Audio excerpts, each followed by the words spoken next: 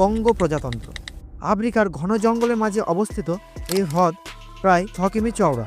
গভীরতা এখনও পুরোপুরি মাপা যায়নি। এখানে পৌঁছানো এতই কঠিন যে খুব কম মানুষই আসতে পারে। স্থানীয়দের মতে এই হ্রদে বাস করে এক দৈত্যকার প্রাণী যার নাম অকেলে অ্যামবেম্বে, যা দেখতে ডাইনোসরের মতো। বহু অভিযাত্রী অনুসন্ধান চালালেও কাদাযুক্ত বন, বিষাক্ত পোকামাকড় ও অদৃশ্য বিপদ তাদের থামিয়ে দিয়েছে।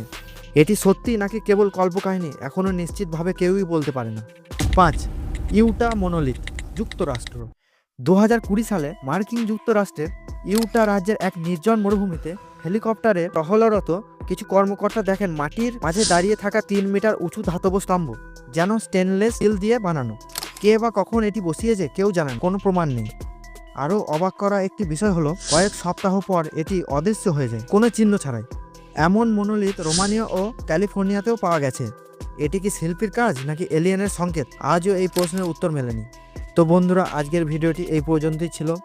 ভিডিওটি শেষ পর্যন্ত দেখার জন্য ধন্যবাদ। ভালো লেগে থাকলে অবশ্যই বন্ধুদের সঙ্গে ভিডিওটি শেয়ার করুন এবং এই বেঙ্গলি অ্যামেজিং প্লেস চ্যানেলটিকে সাবস্ক্রাইব করতে ভুলবেন না। এটাই আমাদের নতুন ভিডিও বানানোর প্রেরণা দেয়। তো বন্ধুরা, আপনারা সকলে ভালো থাকবেন, সুস্থ থাকবেন। আমরা আবার ফিরব।